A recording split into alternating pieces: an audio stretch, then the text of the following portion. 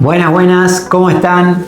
Hoy es martes 28 de octubre del 2025 y como venimos viendo un poco de acá con un tono mucho mejor los mercados, ¿verdad?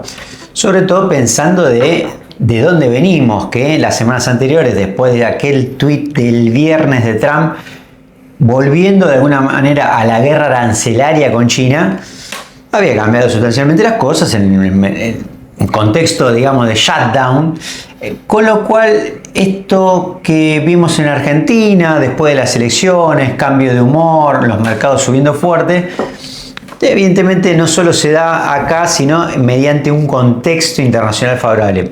Pero para conocer todos estos detalles, bueno, lo tenemos ni más ni menos que a Martín Estea, a quien ya mismo le damos la bienvenida. ¿Cómo estás, Martín? ¿Qué tal, Oscar? ¿Todo bien? Como bien decís, uno es uno y el contexto en el mercado. Totalmente, porque justo se dio esto maravilloso que le pasó a Argentina de acciones bancarias como, no sé, Superville, perdón, con el perdón de la palabra, ¿no? Digo, subiendo 50%, sí. Pero lógicamente que si no hubiese acompañado el contexto no hubiera sido igual. No hubiera sido igual, igualmente hubiera tenido Argentina una suba brutal. Pero obviamente si el contexto te acompaña... Fascinante, es fascinante. ¿Y por qué el contexto nos acompaña? Bueno, tenemos varias cosas, ¿no? La primera me parece que es muy importante para analizar. Lo que creo es que el CPI, salió el CPI el viernes pasado. Ahora, claro, esto nos parecía raro, Martín me fruncía el sueño, me dice, ¿es posible que haya salido el CPI? Esto es cierto, ¿eh? Esto es cierto. Esto es de verdad. Entonces, claro, salió el CPI el viernes pasado, acuérdense que nosotros estamos en Estados Unidos en un contexto de shutdown, ¿sí? Es decir, ¿qué es shutdown? Que está cerrado el gobierno. ¿Pero qué significa que esté cerrado el gobierno? Bueno, significa que todo aquello habíamos explicado acá en el Wayful Talk, Martín se había tomado todo el tiempo de explicarnos de que aquello que no fuera esencial iba a estar totalmente cerrado. Es decir, la entrada a un museo, pero también las estadísticas, concretamente el Buró de Estadísticas. Ahora, si el CPI es una estadística, ¿por qué abrió, Martín? ¿Por qué tenemos el dato? Si las estadísticas no serán esenciales, pero pagarle a los jubilados y a los veteranos de guerra, a los pensionados, es otra cosa, ¿no? Lo es, y lo que sucede es que todo lo que es Social Security está indexado, una parte, no todo, está indexado al CPI. Claro. Entonces, si vos no tenés datos de CPI, lo que iba a pasar es que directamente no se iba a poder pagar Social Security ni nada que tenga que ver con eso. Así que sacaron uno provisorio. En caso de seguir cerrado el gobierno, van a seguir sin mandar CPIs semanales, pero sí el mensual, el que se usa para ajustar la fórmula esta, ese tiene que salir sí o sí.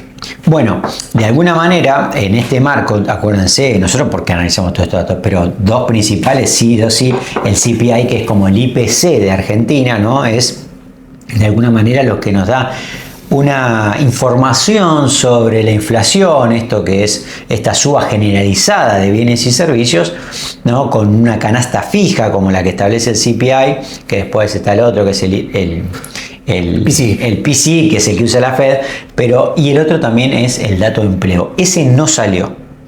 Pero es importante todo esto. Sí, la data dio por abajo de los estimados, igual lejos de los objetivos de la Fed. El objetivo de la Fed está en 2%, no lo ha cumplido nunca el objetivo, este año no va a ser la excepción.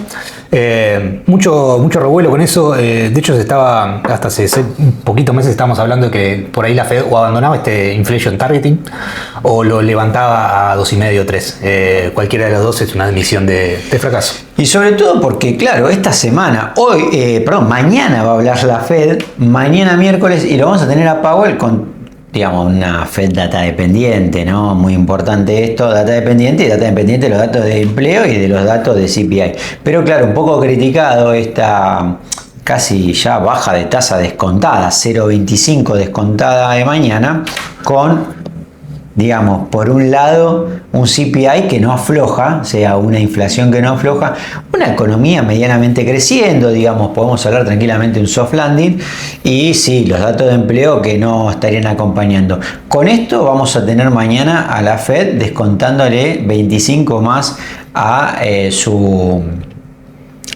digamos, su tasa de referencia, ¿verdad? Esto va a pasar. Ahora, me parece que no es lo único, porque me parece que lo más importante es lo que tiene para decir Powell, ¿no? Por supuesto, como siempre, lo más la baja de tasa ya está puesto en precios, tanto esta de octubre como la próxima de diciembre. resta ver esto. ¿Qué quedan palabras? Seguramente se anuncia el fin del tightening. Bueno, interesantísimo. Acuérdense, Martín dio una especial el otro día explicando que era el quantitative tightening, que era diferente al quantitative easing. El easing era el que usó Bernanke después del 2008. Sí, básicamente es subir un helicóptero, tirar plata del helicóptero. Sí, no es exactamente así, pero el término que se le puso graciosamente es el helicopter money. Lo que terminan haciendo en realidad es comprar deuda, y al comprar deuda la compran con dólares, entonces escupe dólares para todos lados. Es decir, en el easing, el de Bernanke, que estaba Estados Unidos en una recesión, una crisis bastante profunda, una crisis en aquel entonces financiera, producto de los productos de los bancos, tiraron un montón de dólares a la economía, expandieron, digamos, la oferta monetaria.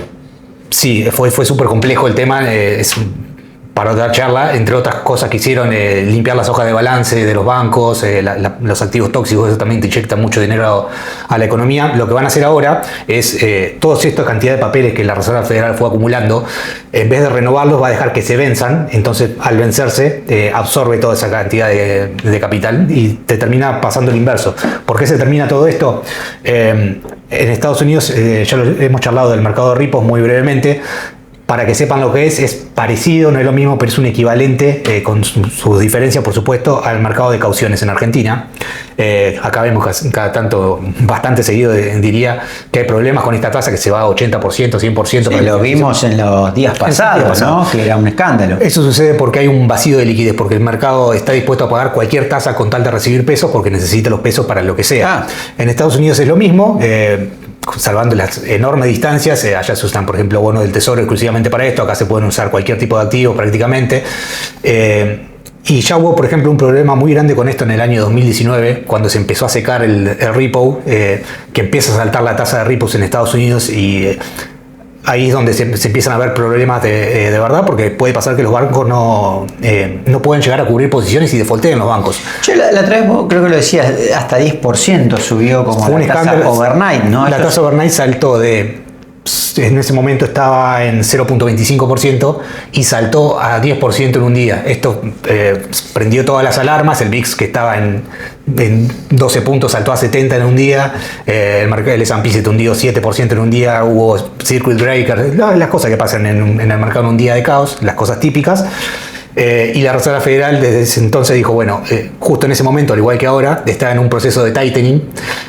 Dijo, bueno, abandonamos el tightening porque necesitamos necesitamos liquidez en el mercado, necesitamos aceite en el motor, que el motor esté bien aceitado, que no te empiece a hacer... es eso básicamente. Mucho sentido y buena la metáfora.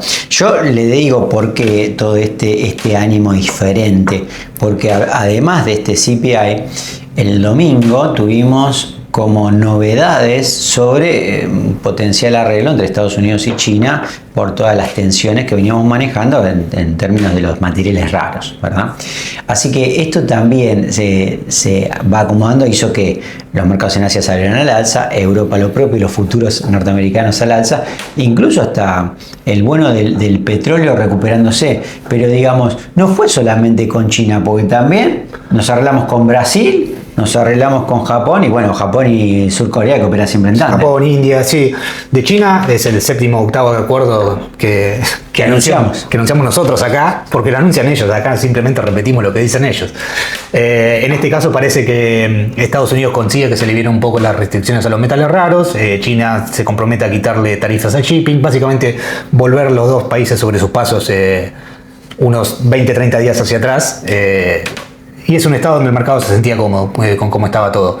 También hubo algún tipo de arreglo, no sé si arreglo, pero van conversando cosas con la India, decirle, bueno, deja de comprar petróleo ruso, anda fijándote cuál otro crudo podés comprar. De hecho, Estados Unidos dio un empujoncito con esto. Habrás visto, bueno, la suba del petróleo estos días fue porque se sancionó al petróleo. No se sancionó al petróleo ruso, que es lo que se hacía antes, sino lo que Trump tomó un punto de vista, un approach distinto, que fue sancionar a las compañías petroleras que producen esto. En Rusia son dos grandes compañías, eran dos gigantes soviéticos en su momento, que cuando cae la Unión Soviética, se lo queda rusa, se privatiza, entre comillas, digámoslo. Estas son Lukoil y Rosneft, son petroleras muy grandes, y es mucho más fácil de sancionar porque ahora el comprador ya no te lo puede facturar nada, y el tema del papelerío, el transporte, todo el tema burocrático se te hace realmente imposible, y es mucho más fácil de controlar eso que sancionar las exportaciones así como si nada, que tenés que rodear el país de destructores para que se cumpla básicamente, si no, nada tiene sentido. Así que esta es una sanción que me parece muy efectiva, y el precio del petróleo, te lo reconocido, subió $4 en claro, porque estaba ya como en los 57 por abajo y después pasó de nuevo, volvió de nuevo a los 61, sí, ¿no? Recordemos que si bien Trump quiere energía barata en Estados Unidos, tampoco puede dejar que se funda el shale americano, que en 50 y pico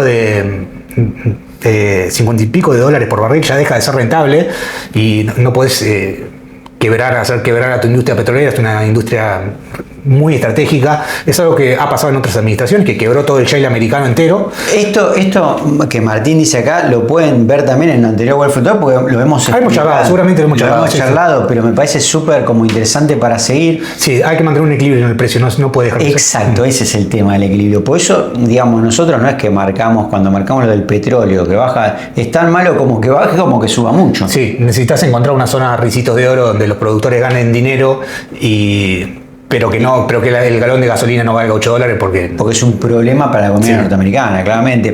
Y en conexión con esto, pues me parece muy bueno seguir atando todos estos puntos que venimos acá, ¿no? Por un tema, los acuerdos que son comerciales, el CPI, la Fed que habla, porque también de otro lado vimos que los bonos, la curva de bonos largos, es decir, los bonos que vencen con más allá de los 10 años, empezaba a mostrar, bueno, digamos, como una suba, es decir, una venta de esos bonos, y esto también me parece que un poco se conecta con ese dato de inflación, ¿no? De alguna manera uno lo puede ver como un risk on, es decir, como una toma de riesgo, vendo bonos para comprar acciones, pero por otro lado sabemos muy bien que los bonos son los principales centros, el foco de daño de la inflación. El enemigo directo de los bonos es la inflación. Cuando vos tenés una economía que se espera que sea un poco más inflacionaria, los bonos más largos van a tender a caerte. Esto lo vimos de manera muy clara y muy extrema, por ejemplo, en Japón. Acá lo vamos a ver muy a poquito porque son eventos que ya son conocidos, entonces va a ser mucho más lento, ya debería estar todo incluido en los precios. En Japón, por ejemplo, cuando ganó la primer ministro que se considera que va a tomar medidas inflacionarias, fue automático, los bonos hicieron así en un día. Entonces los bonos americanos están teniendo comportamiento de miedo, de algún miedo inflacionario. El dinero, al no tener dónde irse, va a tener que buscar algún refugio. Parte de este dinero tiene que estar yendo a oro, por eso parte de la corrida. Si el mercado anticipa inflación, un activo antiinflacionario por excelencia es el oro. El mercado de capitales también, por ahí parece medio contraintuitivo. A mí no me parece contraintuitivo, pero por ahí a la gente sí. El mercado de capitales es una buena forma de... Sí, los activos en general, es decir, esta rotación de bonos a activos de renta variable también tiene mucho sentido. Sí, depende mucho del duration, el tipo de activo, no todos los... La inflación no favorece al mercado de capitales, a todos los activos por igual, a uno le favorece y a otros no. Los que tienen más duration, los que dependen más del futuro van a sufrir mucho, las empresas que estén funcionando bien, que tengan mucha caja. Exacto.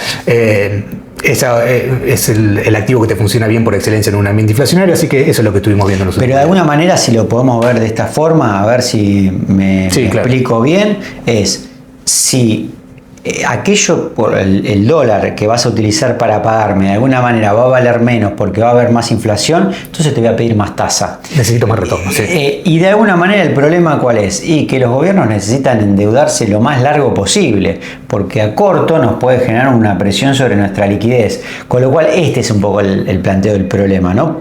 También para seguir, por supuesto. Y lo que tenemos para seguir esta semana, no solamente que habla Powell, que vamos a ver si es un tono dovish, más a favor del mercado, hawkish, más como en contra y preocupado por la inflación, sino también esto del tightening que hablaba Martín, pero también esta semana lo que vamos a tener son balances de las principales compañías que integran tanto el Nasdaq como el S&P 500, que son ni más ni menos Alphabet, Amazon, Microsoft, Meta. El 20% del PBI de Estados Unidos presenta balance. ¿Por qué es tan importante? Claro, justamente por esto que dice Martín, y hay que darle un seguimiento porque, claro, de alguna manera el S&P, si yo le saco estas 6 magníficas, casi que no crece, ¿no? Como cuando venimos de España. En el día de hoy, martes, de las 500 acciones del S&P, el mercado está más o menos 0,6 arriba, antes que nos metimos acá, había 385 de 500 acciones rojas. O sea, perdiendo plata. Sí. Casi 400 de las 500 perdiendo plata. Y el mercado subiendo 0,6.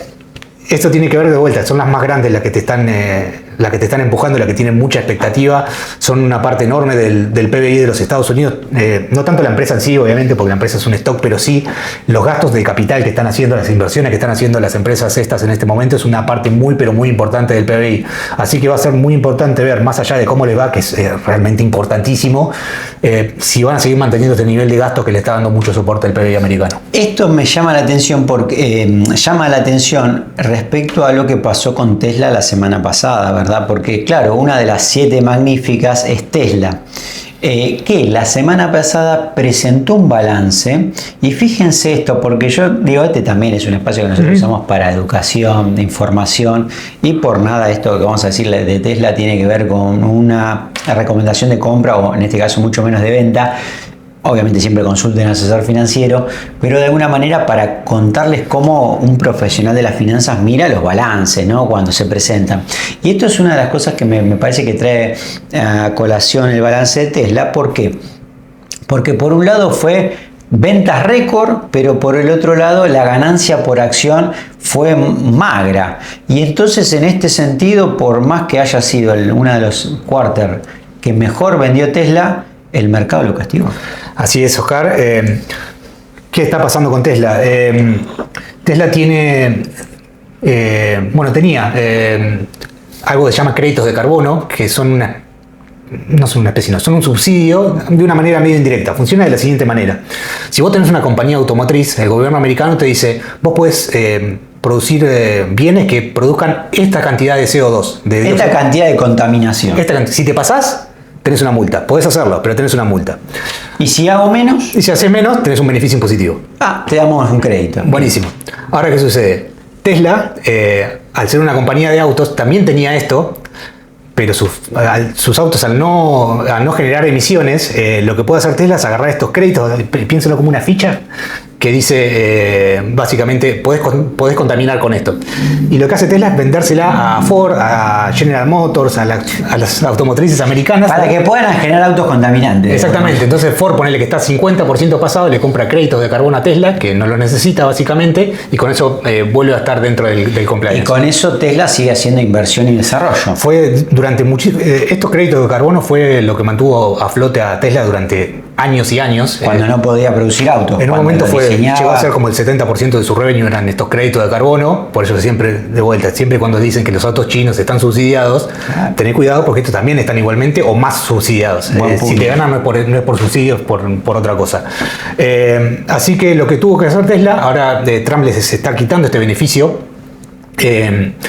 Y lo que sucede es que Tesla dijo, bueno, esta va a ser la última camada de autos que vamos a poder vender con este beneficio impositivo que teníamos. Y por eso le fue también con las ventas. Se quiso sacar de encima todos los autos estos. Además piensen que las empresas se manejan con inventarios. Bueno, puedes dejar que te crezcan los inventarios más en una empresa de autos eléctricos hasta el cielo, porque los autos se te empiezan a poner viejos. Además que son una pieza tecnológica en este caso, estos autos en particular. Sí, exactamente. Así que lo que hizo fue ofrecer descuentos muy fuertes. Esto hizo que se redujeran los márgenes de ganancia, así que por más que vendés más, ganás menos por auto y terminó ganando de hecho menos dinero de lo que había ganado con ventas menores. Claro, y con esto que dice Martín, la empresa va aumentando su precio como acción, pero la ganancia por cada acción es menor, esto que se conoce como ganancias por acción o earning per share, empieza a bajar y de alguna manera es donde ahí, dice el inversor, o me das más plata por lo que te pago por cada acción o baja el precio de acción. Y eso es un poco lo que empieza a pasar, ¿no? Básicamente es eso, el mercado te lo repricea, te lo pone en precio inmediatamente súper eficiente para estos mercados. Aunque, por otro lado, porque acá está la otra parte interesante de todo esto y por eso lo queríamos traer, nos parece siempre interesante el caso Tesla. Pensémoslo de esta manera. Yo compro acciones de Tesla y digo, bueno, ¿cuándo me va a devolver la plata que puse? ¿No? Y para esto usamos de alguna manera el retorno del equity, ¿no es cierto? Es decir, cuántos años tardo en recuperar el dinero que puse por cada acción que compré. ¿Cuánto tenemos el retorno del equity? No lo chequeé ahora, pero debemos estar en 300 años más o menos. Con lo cual yo necesitaría, para que Tesla me devuelva la plata que pongo, muchos años. Sí, ahora, ¿cómo funciona esto? Imagínense ustedes un departamento que tiene una propiedad y lo alquilan, claro. Hagan el cálculo de alquiler y sería como 300 años de alquiler para que llegue al valor de la para recuperar lo que vos pusiste para comprar la cosa. Es inviable por donde se lo vea. Claro, esto no sería muy racional. Ahora, ¿por qué es que podemos pagar o podemos entender que valga 300 veces recuperar? Porque una empresa no es un edificio. El edificio es algo estático que está quieto y una empresa es algo vivo que cambia constantemente. Lo que se espera de Tesla es que tenga mucho futuro por el lado de la robótica. Entonces eso, como todavía no están ganando, no están números reales, no está en dinero, el mercado te lo pone brindándole a Tesla un múltiplo más elevado.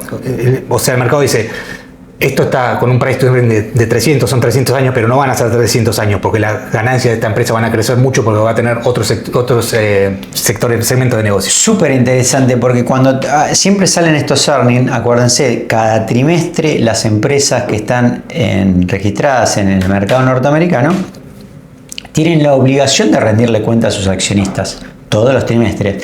Y además de mostrarle los financial y todas estas cosas que venimos contando, también su CEO o el representante principal de la empresa da un guidance para adelante.